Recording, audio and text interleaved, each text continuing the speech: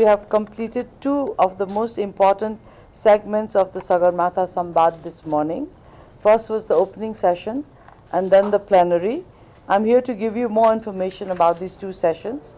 At the opening session, as all of you are aware, I think some of you were also looking at the live streaming.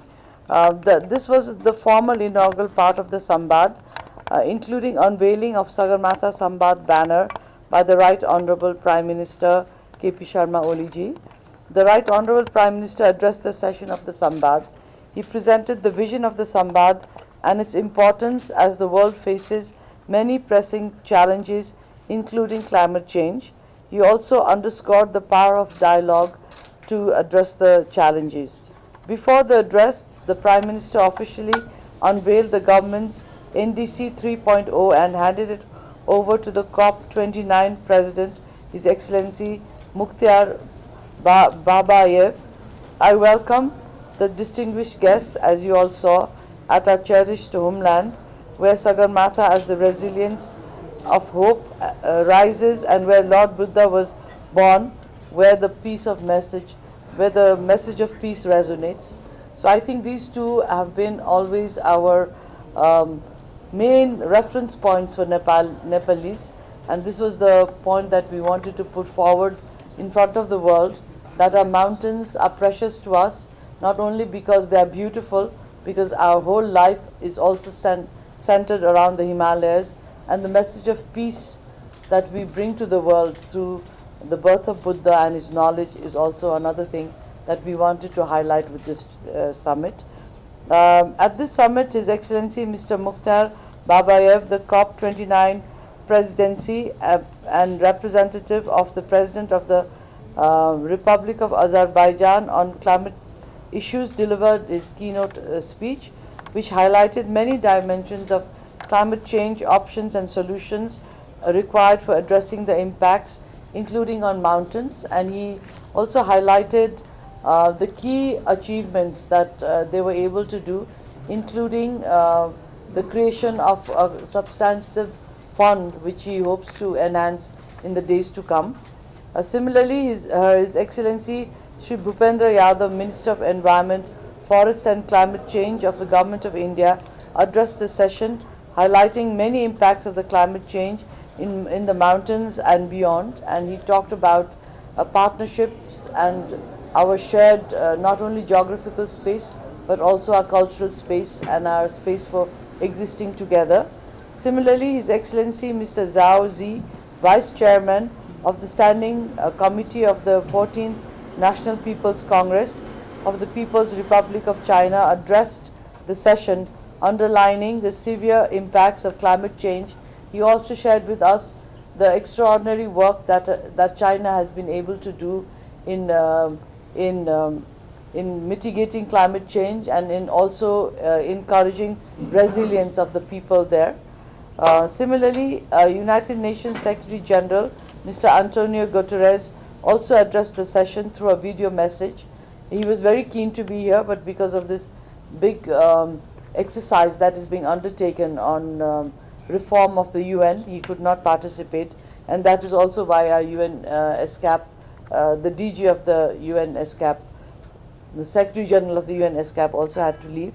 But he is very committed, as you could see from his message, and is also very moved by what is happening in the Himalayas. So his message was very, very emotional, very strong, and we are very inspired by it. The opening session thus successfully concluded by presenting these, by opening this important dialogue forum with all our major neighbors, with the chair of COP29, and with a message from Anton Guterres. Now I would also like to update you on the plenary session of the Sambad.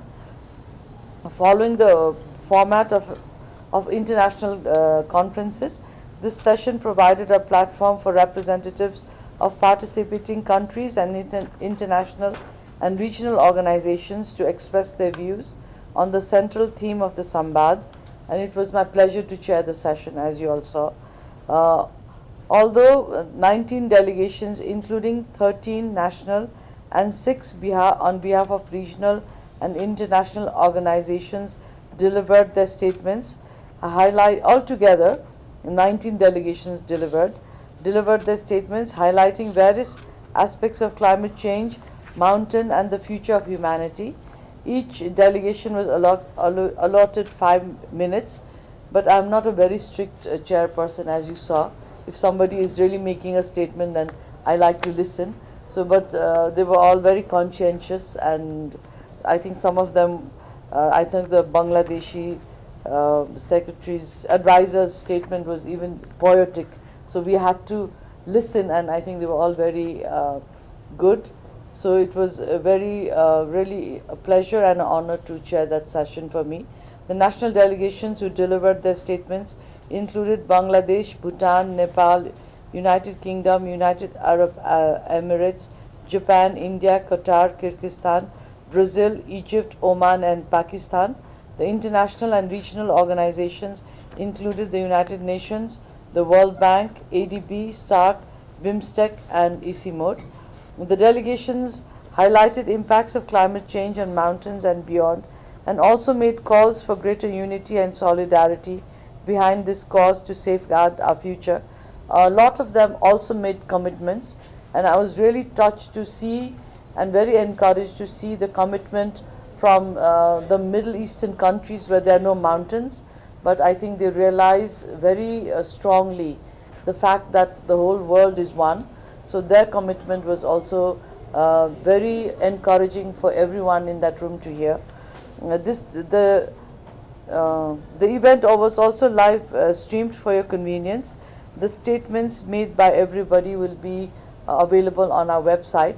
Not all of them today, but as we receive them, we will put them on the website. Before I conclude, let me also briefly inform you about the upcoming sessions. So there will be parallel sessions.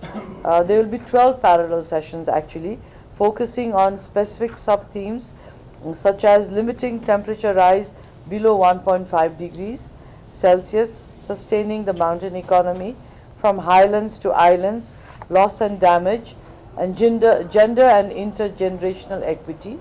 These sessions will involve in-depth discussions, exchange of ideas, and analysis by politicians, policymakers, scholars, experts, and researchers. Each session will be 1.5 hours long and will include a moderator, one keynote speaker, and 4 panelists. The details of the session and speakers are available on our website. So please do go on the website and decide which you would like to attend.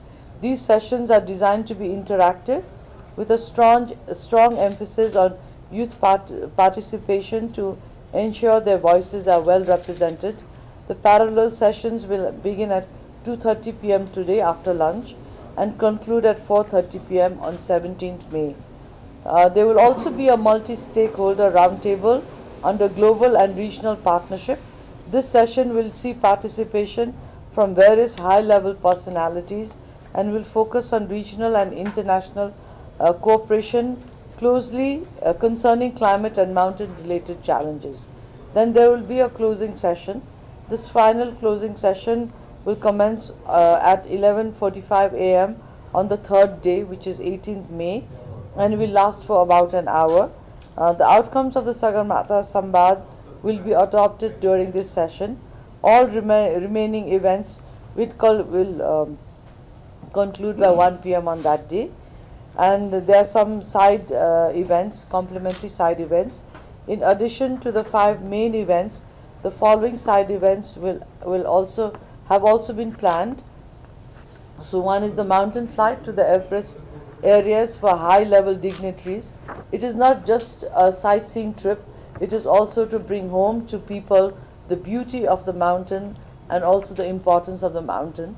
So we see this as a very important part of our entire Sambad schedule. Then there is a ministerial meeting of the Hindu Kush Himalayan countries. I think that is being organized by ICIMOD. Then we have an event on air pollution, which is being organized by and our government and ICIMOD as a partner. Then there's a pavilion on Article 6 of the Paris Agreement. Then there is a Nepali organic tea tasting event to which all of you are invited. Then there is also a Bajra Eco School visit, that is by request. This is a special school that has been operated and conducted along eco-friendly guidelines. So we have these details on the Sambad's official website, so please do go there and explore it. Then there will be a number of sideline meetings. There will be a number of high-level foreign dignitaries attending the Sambad who will be calling upon our Honorable Prime Minister, and also myself and also our Honorable Minister for Forest and Environment will also be holding a number of meetings. There might be other meetings also which I may not be aware of, but there are a number of delegations here who would like to take this opportunity to meet with various ministers from the Nepali government. All major, and for the media I would like to state that all major sessions of the Sambad are being broadcasted live. Due to limited space, as you could see, we could not accommodate all media friends to be inside that hall, but we have been trying our best to give live feeds and follow our updates and updates on our website. As we started this historic platform today, we look forward to your continued support and cooperation in amplifying the messages of the Sambad to a wider audience. And I also say this because I think in Nepal it is very important for us to give positive messages to our youth. We only see not very positive things on the media, so this makes people feel a bit sad. So this is a message of hope. This is a message of what we have achieved that we are sharing with the world. This is also Nepal finding its space in the world, and people from all over the world coming here and giving attention to something that we hold very dear to our hearts. So I think this is very important to amplify this message to the entire country and also to the Nepalese who live abroad, as well as to all the people who are interested in this issue, because this is an issue not only for the Nepalese, not only for the people living in the mountains, but for each and every human being. We share these commons, and if these commons are not preserved, we don't know what the future will hold for the next generations. So this is a very important event, and I really thank you all for coming here and being part of it, and I hope you all will be able to do your best for it, because this is only our first edition and we hope to have another after 2 years.